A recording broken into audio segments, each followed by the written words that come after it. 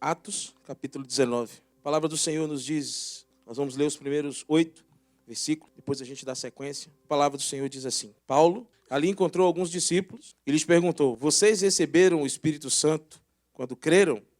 Eles responderam: não, nem sequer ouvimos que existe o Espírito Santo. Então, que batismo vocês receberam?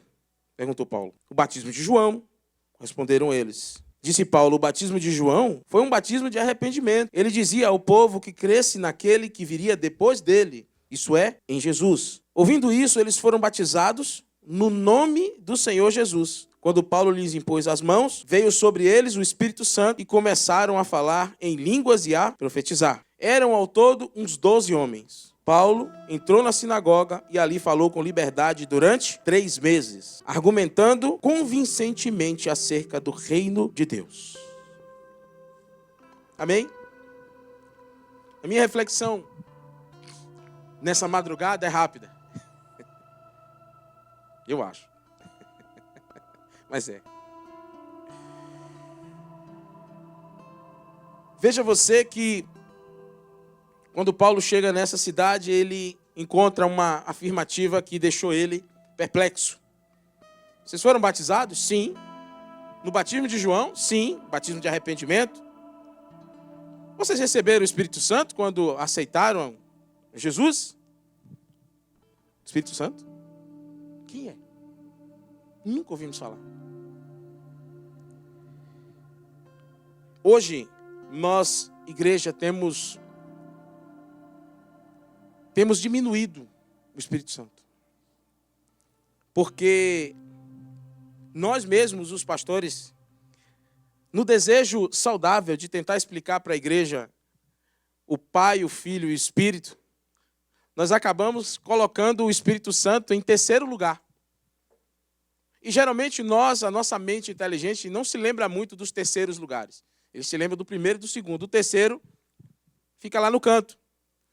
Então a igreja tentou andar com Deus Pai e Deus Filho, mas o Deus Espírito se tornou questionável, infelizmente. Então, nós fizemos do Espírito Santo um Deus esquecido. Inclusive é o título, é a capa do livro, o título do livro de Francis Chan, que eu gosto muito, que é o Deus Esquecido. Ele fala justamente sobre isso. Nós entendemos muito bem qual é a função do Deus Pai, qual é a função do Deus Filho, mas quando chega no Espírito Santo, muitas vezes nós não declaramos essa frase de que diminuímos ele, mas nós vivemos como se de verdade existissem 3 tronos para 3 deuses, que é um só. Até aí a gente pensa assim, né? Não, Deus é Deus, mas ele é 3. E fomos nós mesmos, os pastores, que construímos isso para tentar explicar a diferença. Só que chegou a hora de arrematar isso com mais responsabilidade e lembrar para os cristãos, para nós aqui, que o Espírito Santo, ele é tão Deus quanto Deus Pai, e ele é tão Deus quanto Deus Filho, e que, na verdade, eles são um só, não são 3. Eles só se manifestam em personalidades diferentes.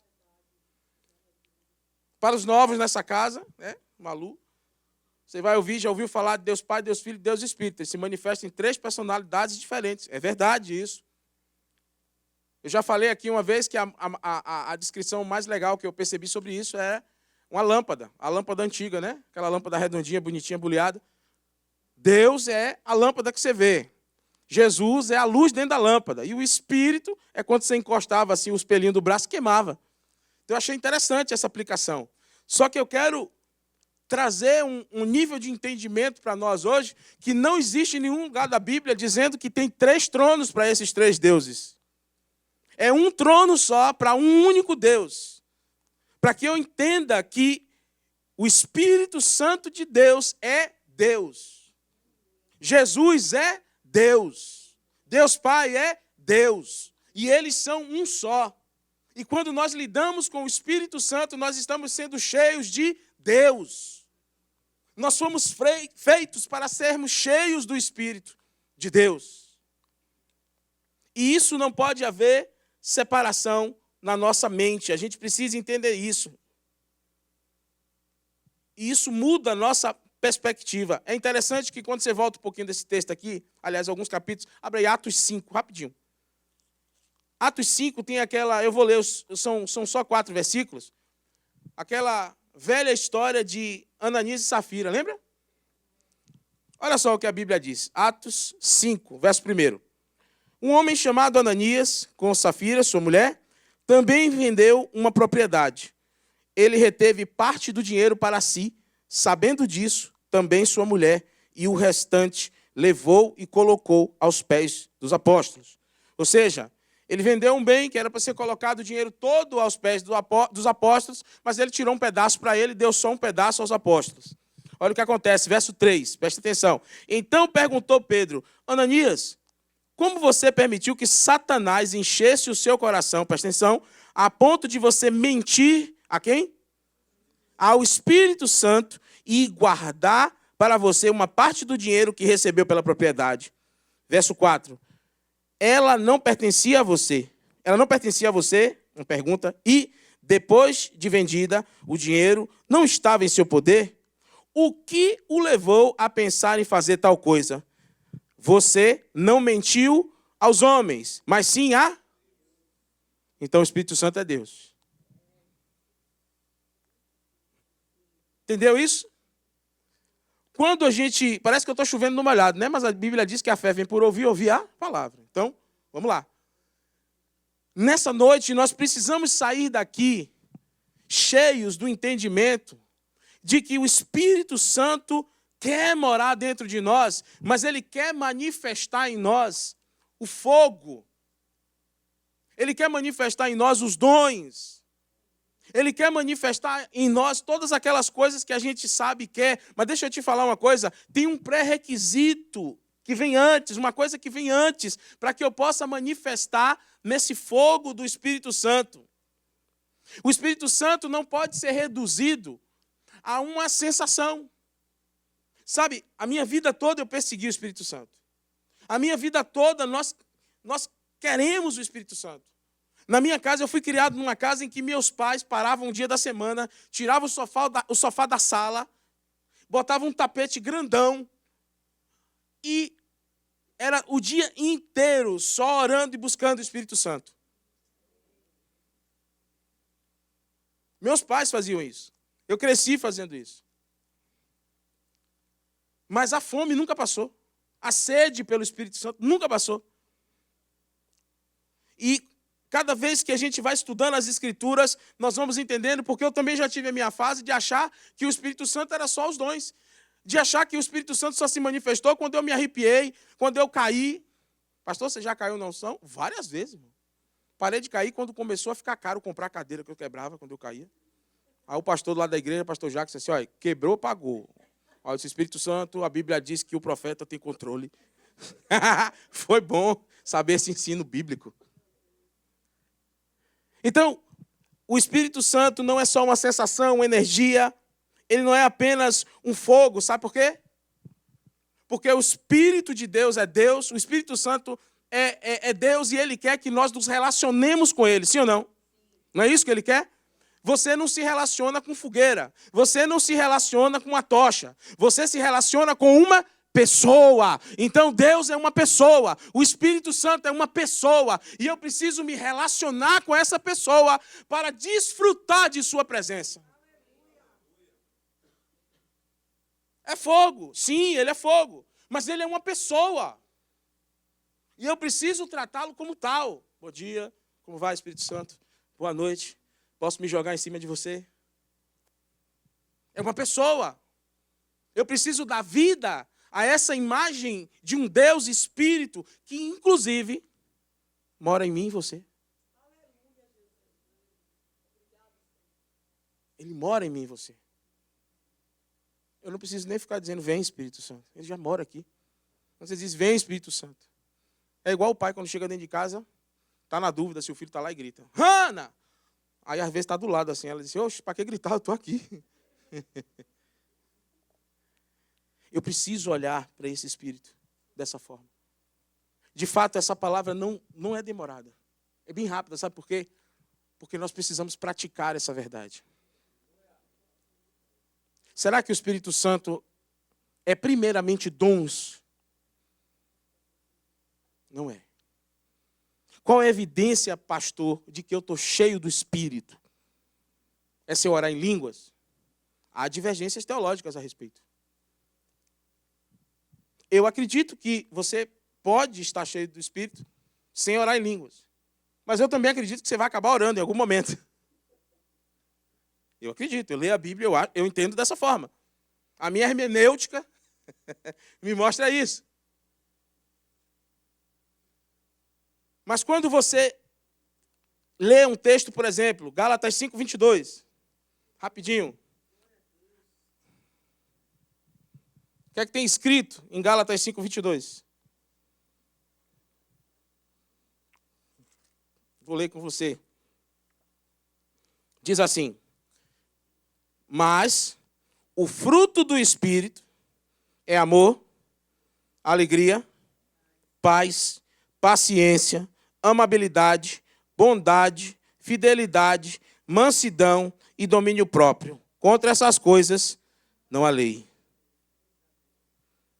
Então, qual a evidência de que eu estou cheio do Espírito Santo? Quando eu olho para a minha vida, na prática, não é teoria, não é tempestade de ideias, não é com um bocado de livro debaixo do braço.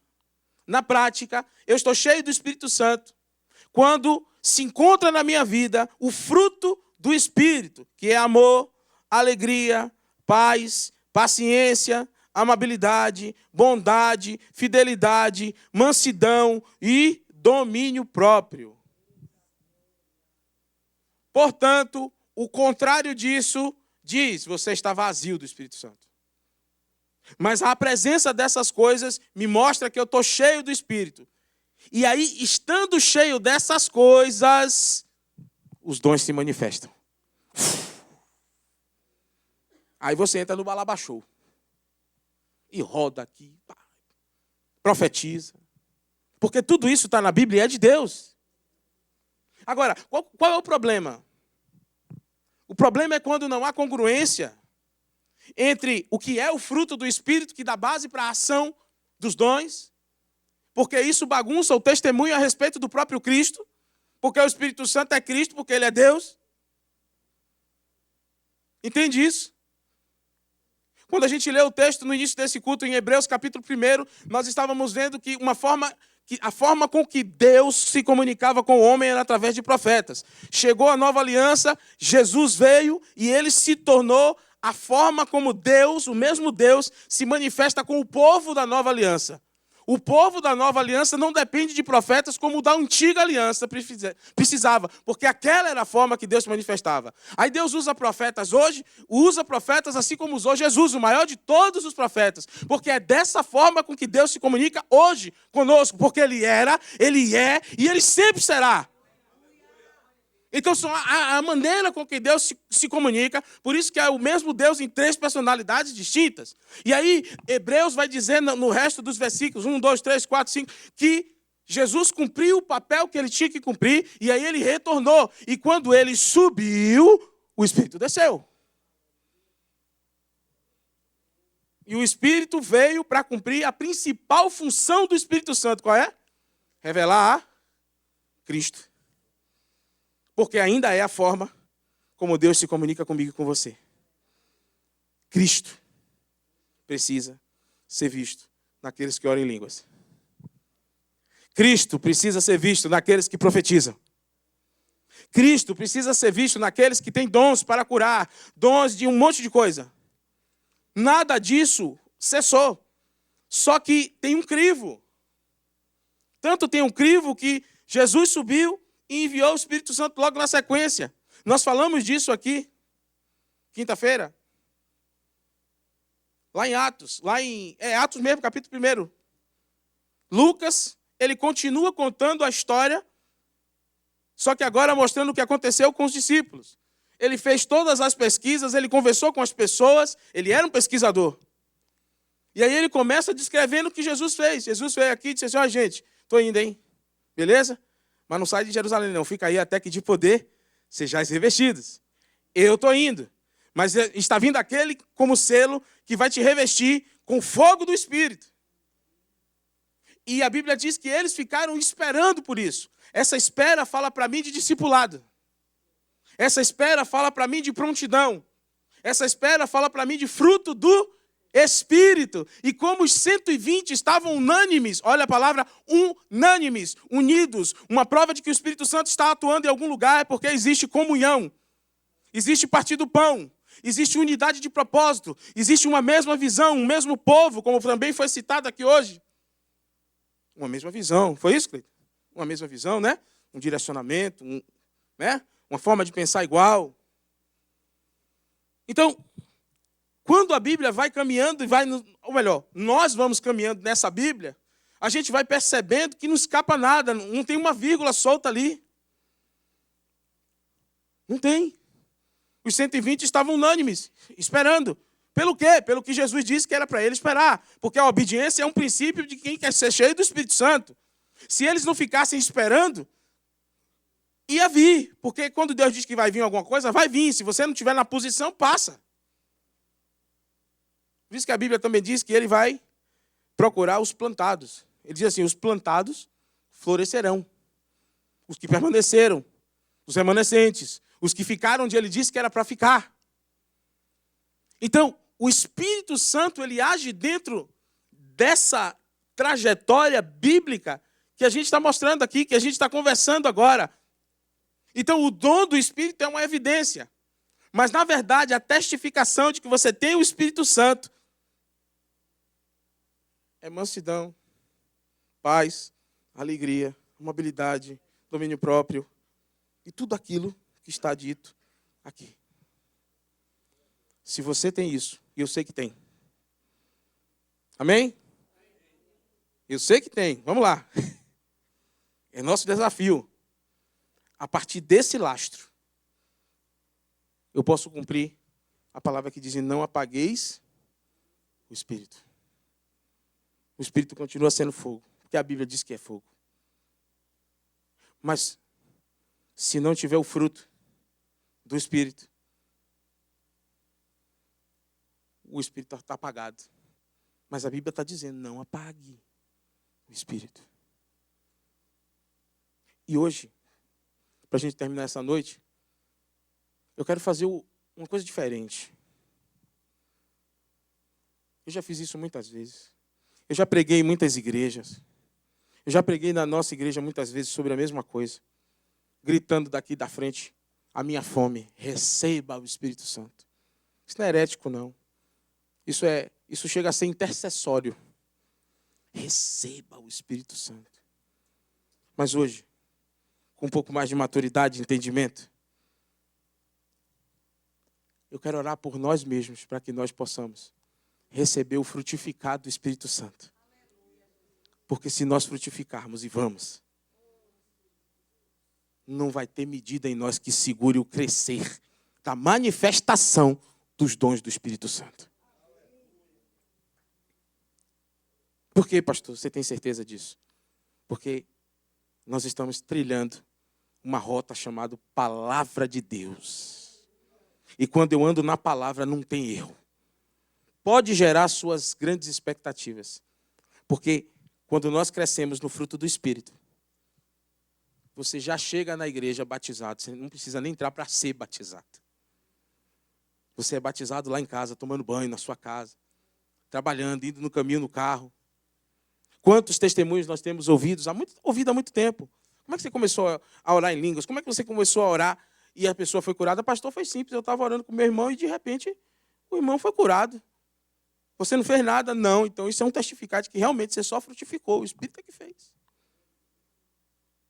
Então, meus irmãos, nessa noite, eu quero que você saia daqui entendendo que a nossa casa, a nossa família precisa ser liderado por esse conhecimento.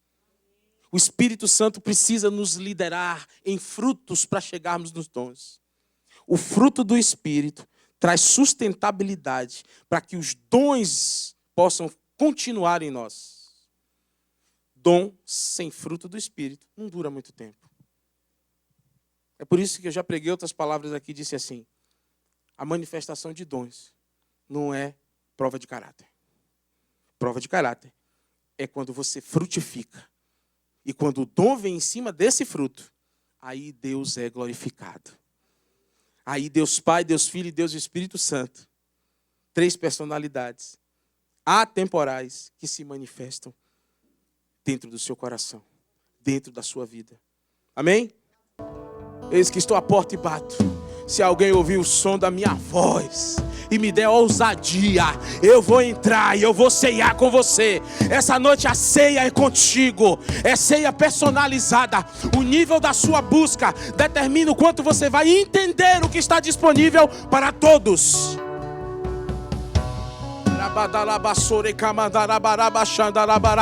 Vamos lá, igreja. Ainda estamos muito rasos. Vamos lá, ainda estamos muito rasos. Ei, vamos. Um pouco mais de fome, um pouco mais de sede.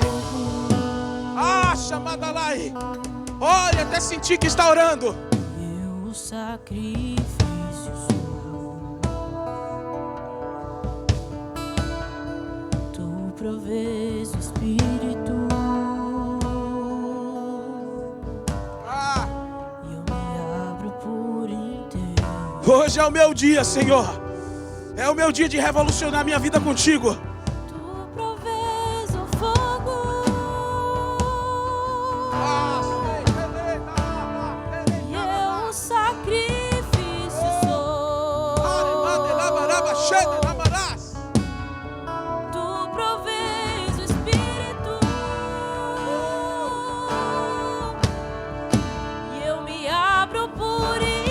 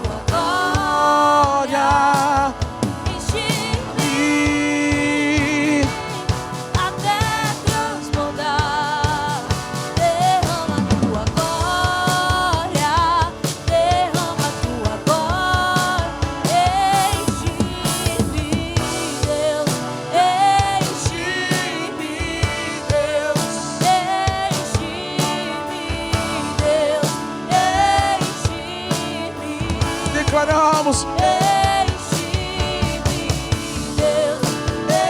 Enche-me, Deus. Enche-me, Deus. Enche-me. Enche-me até transbordar. Derrama tua glória. Derrama tua glória. Enche-me.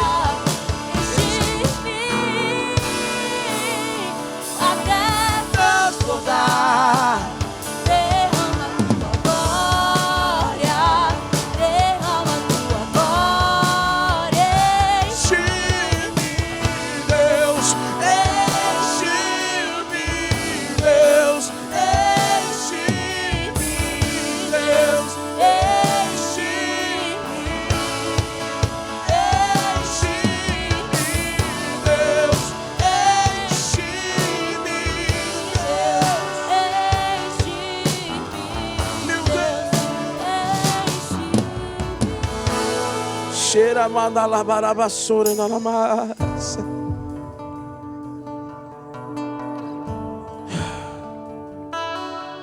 Senhor, nós te apresentamos essas mãos erguidas a Ti e pedimos que o Senhor traga selo sobre cada vida, que do alto da cabeça até a planta dos pés, na simplicidade do Teu Espírito,